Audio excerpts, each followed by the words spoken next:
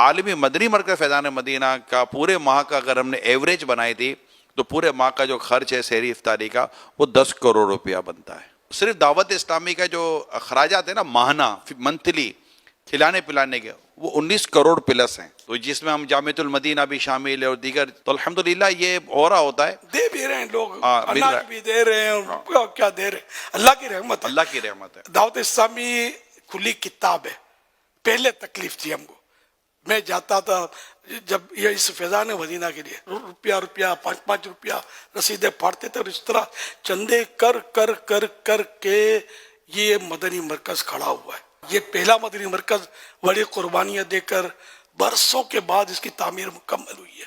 ہم لوگوں نے مطلب جوتے گھس گھس کر منتیں کر کر کے اور دیوانے بھاگ بھاگ کے 5 روپے 2 روپے رسیدیں پھاڑ پھاڑ کر خون پسینے کے سمجھو یہ مدنی مرکز کھڑا ہوا ہے اللہ کی رحمت سے, اللہ کی رحمت سے. اس کے بعد جب ایک چراغ جلا نا, آئے ہے اب جو اتنے مدنی مرکز اتنے فیضان مدینہ بن گئے دنیا میں کہ مجھے تو گنتی کبھی ملتی بھی ہے بھول جاتا ہوں کہ کتنے ہو گئے. اللہ کی رحمت سے دین کے کام میں آدمی نکلے, اللہ پر نظر رکھے, اتنی برکت ہوتی ہے کہ حیرت بالائے حیرت. آج کی تاریخ کی اگر ہم بات کریں, یعنی کہ اس وقت مارچ 2025, اس وقت دنیا بھر میں پاکستان سمیت دعوت اسلامی کے 1000 سے زیادہ صرف فیضان مدینہ ہے. اللہ اللہ, 1000 سے زیادہ ہو گئے. 1000 سے زیادہ فیضان مدینہ اور خدام المساجد کے تحت دعوت اسلامی نے, جو اسلامی بھائیوں نے آپس میں مل کر اس وقت 7000 سے زیادہ مساجد بنا لی ہیں. سبحان اللہ.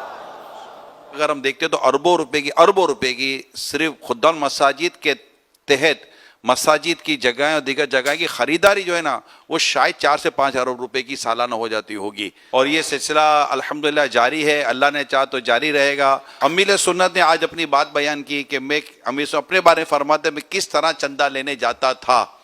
آج صرف میں ان سے ڈائریکٹ بات کر رہا ہوں کہ جو دعوت اسلامی والے ہیں, اسلامی بھائی اسلامی بہنیں جو کہتے ہیں کہ یار ہم سے چندہ نہیں ہوتا, یار ہم چندہ نہیں کر سکتے, ہمیں شرم آتی ہے, صرف میں ان سے ڈائریکٹلی بات کر رہا ہوں, مہربانی کریں. جب خرچ کرنے والے ہاتھ زیادہ اور کمانے والے آمدنی والے ہاتھ کم ہو جائے نا تو پھر مسائل پیدا ہو سکتے ہیں.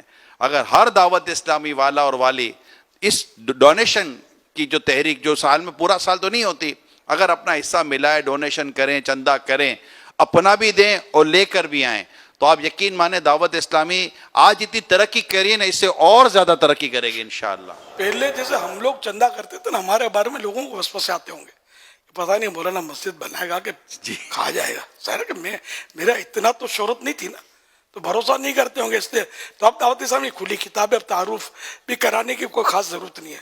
اب اگر اس طرح بھائی ہمت کریں نا تو ابھی ان کے اوپر چھتری ہے یار, ہم لوگ ہیں نا آپ کے پاس یار, عمر پہ تو بڑا ہوں تو بڑوں کی چھتری ہوتی ہے نا, میرے پر کوئی چھتری نہیں تھی یار, ہم اکیلے ہی تھے, اور چھوکرے تھے بیچارے جو تو غریب بڑے, تو ان کی کوئی اپروچ نہیں, کوئی سورس نہیں. بعض اوقات یہ ہوتا ہے کہ دعوت اسلامی کے پاس چونکہ ہم بتاتے ہیں کہ ہمارا اربوں کا خرچہ, تو اگر آپ کو اربوں روپے مل ہی رہے ہوتے ہیں نا, یہ کیونکہ ہمیں بتانا پڑتا ہے کہ ہمارا 1 ارب 40 کروڑ روپیہ تو صرف مہینے کی سیلری ہے, 19 کروڑ روپیہ مہینے کا صرف کھانے پینے کا خرچہ ہے, اور اس کے علاوہ دیگر اخراجات جو ہیں وہ ہیں 80 سے زیادہ شعبے. تو بعض اوقات ایسا ہوتا ہے کہ دعوت اسلامی کے پاس لگتا ہے پیسے بہت ہیں. میں آپ کو بتاؤں, سال گزر رہا ہوتا ہے نا, جیسے ابھی ہم چندہ کر لیں گے نا تو ہمیں ہماری مالیت بتائے گی کہ آپ کا یہ چندہ اتنے مہینے تک چلے گا, آگے آپ کے لیے سیلری کے مسائل ہو جائیں گے.